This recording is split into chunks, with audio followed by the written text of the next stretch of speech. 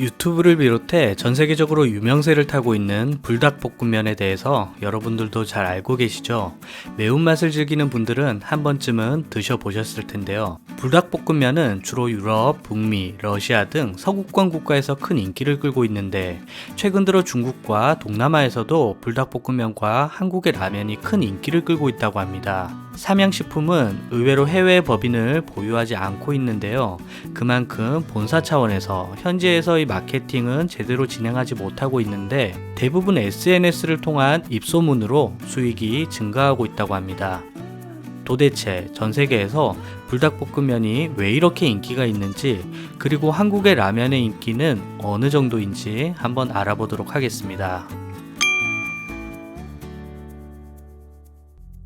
유럽의 지붕이라 불리는 알프스 산맥, 그 중에서도 가장 유명한 융프라우는 풍경도 뛰어나지만 해발 3,400m가 넘는 고원에 위치한 전망대까지 설치된 열차로도 유명하죠. 이 융프라우 전망대에서 한국의 신라면을 무료로 맛볼 수가 있습니다. 그것도 한국인에게만 말이죠.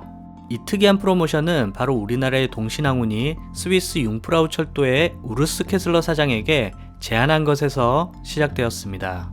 동신항공 측은 VIP 패스권에 신라면을 무료로 제공하는 것이 어떻겠냐고 제안을 했고, 우르스케슬러 사장은 과거 전망대에 인도 음식점을 만들자 인도 관광객이 엄청나게 증가한 경험을 떠올려 이를 선선히 승낙한 것입니다. 그 결과 융프라우요우에서 매년 10만 개 이상의 한국 컵라면이 판매되고 있으며 이 중 한국인에게 6만 개가량이 팔리고 있다고 합니다. 이는 현지인 역시도 4만 개가량이 매년 판매된다는 뜻이니 한국 라면 역시 외국인 관광객들에게 충분히 어필할 수 있다는 의미입니다.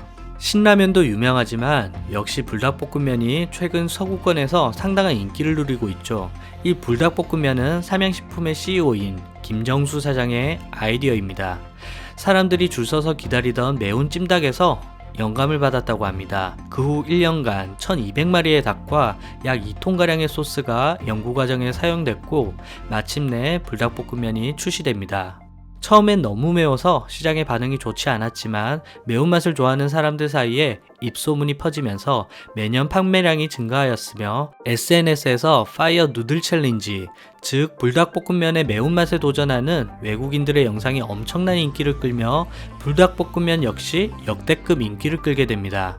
삼양식품 역시 불닭볶음면 빨리 먹기 대회 등 다양한 체험 행사를 진행하면서 치즈 불닭볶음면, 커리 불닭볶음면, 핵 불닭볶음면 등 다양한 파생 상품을 출시하여 전 세계적으로 엄청난 판매량을 보이고 있습니다.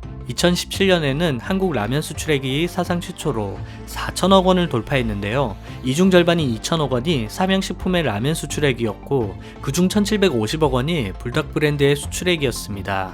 사실상 그해 한국 라면 수출액의 절반가량이 불닭볶음면 관련 상품이었던 것입니다. 게다가 불닭볶음면은 최근 할랄 인증까지 받았는데요. 여러분들도 잘 아시다시피 이슬람인들은 다른 종교에 비해 비교적 엄격한 규칙을 따르고 있는데 그 중 하나가 바로 먹을거리에 대한 규제입니다. 이슬람교의 경전인 코란에서는 술을 마시는 것은 알라에 대한 불경이라고 하며 알코올을 엄격히 금지하고 돼지고기나 육식동물의 고기 역시 더러운 동물이라고 하여 섭취를 금지합니다. 따라서 이슬람 율법에 따른 무슬림이 먹을 수 있는 제품들을 통칭하는 것이 바로 할랄 제품입니다.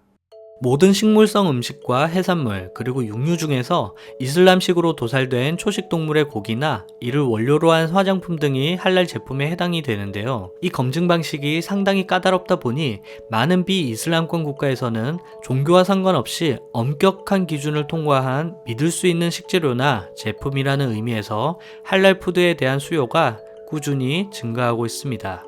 또한 세계 무슬림 인구의 60%가 거주하는 동남아 시장 진출을 위해서는 삼양식품에게 할랄 인증은 피할 수 없는 절차인 것입니다. 이런 결과로 동남아 지역과 더불어 한류가 유행하는 중국에서도 한국산 라면의 수입이 급격히 증가하고 있습니다. 특히 중국은 전세계 라면 소비의 약 40%를 차지하는 가장 큰 시장인데 코트라에 따르면 중국이 한국에서 수입한 라면은 2014년 약 179억 원 규모에서 2018년 약 1181억 원으로 약 6.6배의 엄청난 속도로 늘어났다고 합니다. 또한 지난 광군절 행사에서 삼양식품의 불닭볶음면은 44억 원의 매출을 달성하여 한국 라면 중 1위를 달성했습니다. 삼양식품의 이런 엄청난 판매 증가의 원인으로는 역시 불닭볶음면의 전 세계적인 인기도 있겠지만 중국 전역에 오프라인 유통망을 보유한 총판 유베이와 계약한 것도 한 몫을 담당하고 있습니다. 유베이는 일본의 가루비, 네덜란드의 다비타문 등 해외 유명 브랜드와 계약을 한 경험이 있으며 오프라인 판매 경험이 많아 재고 관리 능력이 탁월하다는 업계의 평가를 받고 있습니다. 올 1월에 유베이가 삼양식품의 중국 총판을 맡으면서 삼양의 경영 실적은 상당히 개선이 되었는데요. 올해 상반기 보고서 기준으로 삼양식품의 수출 실적은 1188억 원으로 처음으로 내수 실적인 1087억 원을 돌파했다고 합니다. 이제는 전 세계의 소비자들이 삼양식품의 다음 불닭 시리즈를 기대하고 있는 듯 합니다. 여러분들은 삼양식품의 어떤 불닭 시리즈가 좋으셨나요? 봉수뉴스에서는 한국 기업의 해외 선정과 최신 IT 뉴스를 알기 쉽고 재밌게 전달하고 있습니다. 구독과 좋아요 부탁드립니다. 감사합니다.